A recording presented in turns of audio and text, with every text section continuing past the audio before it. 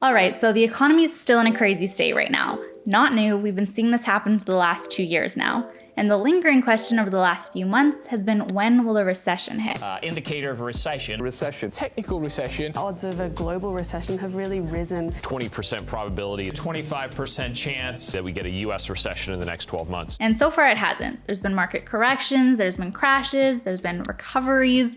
We've seen a lot going on, like the crazy high inflation that first we were reading about and now we're literally seeing on a day-to-day basis in our gas prices. I have seen so many different memes and posts about gas prices lately. Our favorite one is definitely one that the Budgetnista posted comparing gas prices to GPAs, so at least we get a good laugh out of it. Now, even with all of that going on, there still hasn't been a recession yet. It's likely coming at some point because if you look back in history, every time that there's been accumulation of so many things like this going on, like a geopolitical crisis coming off of a worldwide pandemic, 80% of all US dollars being printed within 2 years, leading to crazy high inflation, yeah, there's always been a recession that happens after stuff like that. Also, a recession tends to happen at least every decade or so if you look back at the last century of US history, and sometimes even closer together than that as well. Actually, the longest stretch of time between recessions within the past century and in modern times was between 2008 and 2020, when we had a officially two-month long, shortest recession in history at the top of the pandemic. So whether we're due for a recession in 2 months, in a year, in 10 years, you will live through a recession, and probably one that lasts longer than 2 months. And you'll probably live through a few of them. So when that time does eventually come, we want you to know what a recession is, what are the indicators that let you know one's coming, and how you can prepare for one when you do live through it. So let's get into it. Okay, so one of the reasons that people keep talking about a recession coming, or just this recession topic in general, is because of everything we keep seeing out in the market. So kind of like what Steph was saying, inflation's obviously been running really, really high, but recently the Federal Reserve alongside other central banks finally did what they said they were gonna do by raising interest rates by 0.25%. Now, to give you some context, the goal of the Federal Reserve alongside other central banks is to make sure that the economy is running as smoothly and just as seamless as possible. But recently, it's been running at what they call running hot. So basically what that means is that, inflation's rising, bubbles are popping, and there's just chaos in the markets. Now, one of the tools that they can actually use to calm and cool everything back down is by raising interest rates. So now to give you a quick and easy way to understand how this all works, basically the Federal Reserve raises what they call the federal fund rate. And if you don't know what that is, this is the rate that banks use to lend to one another. So the Federal Reserve sets the rate for them, right? And it increases that rate. And what they do? In return, they now increase and pass that rate on to the customer. So when borrowing becomes more expensive for the banks, they make it more expensive for the customers. So think about it this way, if borrowing becomes more expensive for us, then we're probably not gonna borrow as much, right? Because debt is gonna be more expensive. And instead, we're gonna result to spending less and saving more. By the way, this is great for people who have high interest savings accounts because they're basically encouraging you to save your money. If people aren't spending their money and instead they're saving now, right?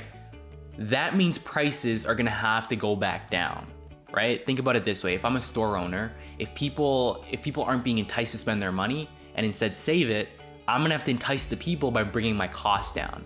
And if prices go down, that means inflation is also gonna go down. At the end of the day, we know that high inflation is here. It's here, it's hopefully not gonna stay, but it is here. And there are a whole bunch of things that are happening in the background to bring it back down, but we just don't know how quickly that's going to be. Basically, if we were to wrap up into a ball all these inflation fears and these geopolitical tensions that we keep seeing happening in the market, this would be the exact thing that's having this negative impact on our economy, right? And once again, as of 2022, we even saw a few corrections happening in the markets. And if you don't remember what a correction is, roll the tape. A correction is when a stock or fund falls 10% from its most recent peak. It can happen pretty quickly, like the one that happened earlier in 2022 took about 50 days. Now a crash happens much faster than that and typically sticks around. Now, one of the most important things that you have to remember is that it's not those big events or those corrections or even those concerns that cause a recession. It's how investors react to those events, concerns, corrections that could cause a recession. So there are two main indicators that tell you that a recession's coming. Technically, there's lots of different things that you could look at and really dive into it deep, but these two seem to be the main ones that are the best predictor to see if a recession's coming up. The first one is the yield curve. Now we're actually gonna go ahead and pull up a chart because I think it helps to explain what a yield curve actually is if you can visualize it for yourself. So here we go. This chart is the yield curve and recessions from 1977 to February 2022, done by Bloomberg. So if you look at this chart here, the black line going throughout, that's our yield curve itself. And then all of the beige vertical lines, that's every time that there's been a recession in the US during this time period. Now, if you look closely, every time that the yield curve dipped below that 0.00 line, that mid part going horizontally across it, every time it dipped below and then went back up quickly afterwards, that was right before a recession hit. Now, this is actually the most accurate correlation. Every time that there was a yield curve inversion, except for once, in 1998, there was a recession shortly afterwards. Now, I just said yield curve inversion. What's that? High level, it's when the yield on the 10-year treasury falls below the 2-year yield. Again, what does that mean? Let's back it up for a second. You know how earlier we said that it's not these big events and issues in the economy that actually causes a recession. It's more so how investors react that could cause one to happen. Here's this in action. When all this chaos is going on in the markets, investors want their money in safer positions. They want to lose as little as possible and they want their money to hold its worth. But remember, when all of this mess is happening in the economy, the markets typically aren't doing as well. Take the S&P 500, for example. Last year it was up almost 30%. This year it's down 7% on the year. Now that's just one example, it's pretty much the case across the board. Now here on this channel, we know that even though there's a downswing in the markets when these things happen, it always historically recovers and goes up higher than it was before that downtrend even happened in the first place. But a lot of investors see this as a bad thing. So they want their money out of stocks and riskier investments and put into bonds instead because they're safer. Now what the yield curve actually shows is the difference between interest rates on two different types of government bonds, short-term and long-term. When long-term interest rates fall below the short-term ones, that's a yield curve inversion. Basically what we're looking at is how confident are investors in the economy. If they are confident and the economy is doing well, then they're going to put their money in long-term options like the 10-year bond. Now, on the other hand, if everything's all chaotic and the trust isn't there between the investors and the economy, they're going to put their money in shorter-term options instead, even if the return isn't as high. So the next one that we're going to talk about is the unemployment rate. Let me just pull it up here on my laptop. So if you're looking at the chart, you can see right away that there's a correlation between employment rates rising and a recession following right after. Now, the unemployment rate is one of those ones that's actually really interesting because it's pretty intuitive for a lot of people to understand it. So let's say you're seeing a whole bunch of people getting laid off, people are losing their jobs. You know, it kind of makes sense to assume that the economy isn't doing that great, right? Like if we look back at, March of 2020 when people were losing their jobs left and right, the economy wasn't doing great. And what did we see right after? A recession. So what's also interesting about the unemployment rate is that it's unfortunately one of those rates that we can't really use to predict or assume a recession is coming that far in advance. So the reason being is because it's called a lagging indicator. So keyword being lag. So if you really think about it, by the time the data comes out and tells us that unemployment rates have gone up, usually at that point things have gotten pretty bad, or we're right in the heat of things. Like we're right in the middle of this whole recession, right? So usually it's one of those things where unfortunately you can't use it to predict that far in advance, but it's always spot on. Like if you look at a bunch of recessions where, the unemployment rate's gone up, there's always a recession that's followed right after. Okay, so now that we know that, let's actually take a look at both of these metrics to see if we're headed towards a recession. So number one, if we're looking at the yield curve, if you're looking at the chart, you'll notice that it's headed towards that middle line, right? So that could potentially indicate that a recession is coming. But if we look historically, whenever there's been a yield curve inversion, a recession is followed in, let's say, after like a year or so. So 6 to 24 months is what they say, but let's say around like a year.